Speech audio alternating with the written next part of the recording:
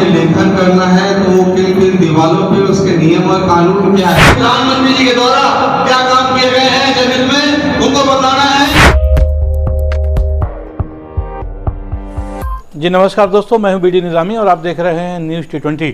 वैशाली नगर में चुनावी महासंग्राम की रणभेरी अब विधिवत बज चुकी है। आज शाम सुपेला के लक्ष्मी नगर में एक केंद्रीय चुनाव कार्यालय का उद्घाटन संपन्न हुआ। इस दौरान जिले के अध्यक्ष ब्रजेश भोजपुरिया सहित जिले के महामंत्री योगेंद्र सिंह, प्रेमलाल साहू, त्रिलोचन सिंह वगैरह मौजूद थे और साथ ही साथ बंटी जलाराम, अजय और स्वाति गुप्ता जैसे पूर्व पार्षद है, तमाम लोग मौजूद थे। कार्यक्रम का संचालन अमर सुनकर ने किया। वहां पर मौजूद विधानसभा के प्रभारी है मुकेश शर्मा और जिला भाजपा के अध्यक्ष ब्रजेश भोजपुरिया, स्वयं प्रत्याशी रिकेश सिंह ने अपने कार्यकर्ताओं को संबोधित करते हुए क्या कहा। पार्षदगण और भारतीय जनता पार्टी के कर्मठ योद्धा और देश के मित्रों, हम लोग चुनाव के मैदान में आ चुके हैं। चुनाव के इस रण में भारतीय जनता पार्टी ने अपने सभी प्रत्याशियों की घोषणा कर दी और इसी के तहत वैशाली नगर विधानसभा का प्रत्याशी मुझ जैसे सामान्य कार्यकर्ता को भारतीय जनता पार्टी ने बनाया है। जब हम चुनाव के मैदान में जाते हैं तो हमको अपनी योजनाएं बनानी पड़ती है। हमारी योजनाएं भी ये बनानी पड़ती है कि हमें किस प्रकार से प्रचार में जाना है, कैसे हमें वाहनों की व्यवस्था करनी है, कैसे हमें कार्यकर्ताओं के खाने पीने की व्यवस्था करनी है, कैसे हमें झंडे और बैनर को किन किन वार्डों में संचालन करना है, देना है।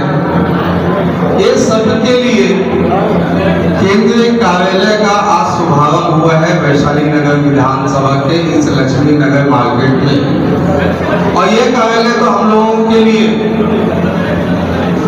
और शुभ हो जाता है। इस कार्यालय से हम लोगों ने सन 2008 में 22,000 की लीड हम लोगों ने इस कार्यालय से प्राप्त की थी और फिर से ये कार्यालय आज पुनः हमें प्राप्त हुआ है। अब इस कार्यालय से अधिकतर बहुत लोग परेशान रहते हैं कि कुछ जिम्मेदारियां नहीं मिल रही है, हमें काम करना है, हमें भारतीय जनता पार्टी को जिताना है, हमें कमल फूल के निशान पे बटन दबाने के लिए मतदाताओं के घर घर जाना है।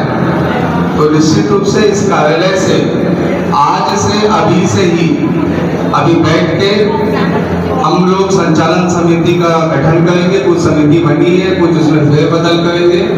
आदरणीय भूपेंद्र सवन्नी जी प्रभारी आए थे, उन्होंने कहा कि उस लिस्ट को देख लो और देख के जैसे जो जिम्मेदारी से काम करने वाले लोग हैं वो सामने आप लोग आइए और आप लोगों का नाम उसमें लिख के नए तरीके से संचालन समिति बना के कुछ फेरबदल करके उसे हमें आगे बढ़ाना है। यहाँ से ये तय होगी।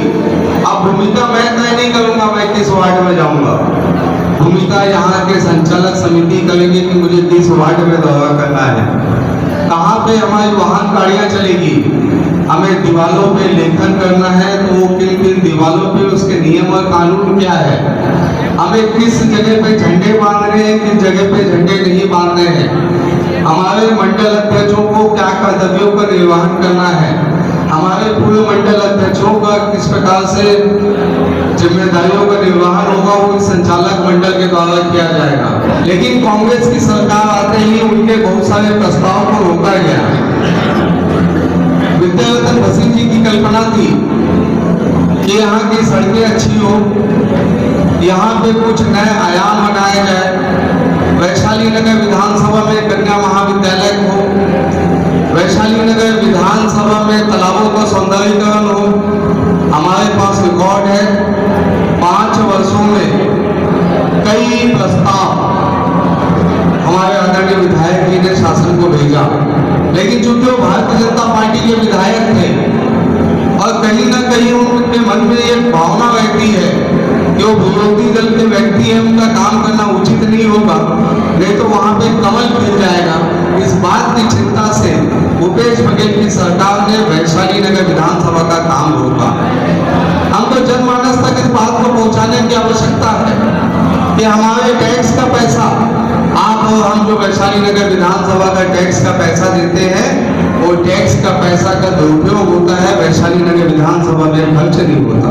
चुनाव के संचालन के लिए आज इस कार्यालय का उद्घाटन किया गया है और कार्यालय के साथ कार्यकर्ता और कार्यक्रम, ये तीन चीजें होती हैं। कार्यालय हो गया, कार्यकर्ता बैठे हैं, अब यहाँ से कार्यक्रम बनेंगे और विधानसभा में कैसे हमको बिजी होना है, इस बात की हम चिंता करके काम में लगेंगे। आज इस अवसर पर हमारे दोनों महामंत्री तो है, योगेश सिंह जी, प्रेमदास जी, हमारे जिले के उपाध्यक्ष शिवसागर मिश्रा जी, महेश वर्मा जी, हमारी श्री कौशिक जी, युवा मोर्चा अध्यक्ष।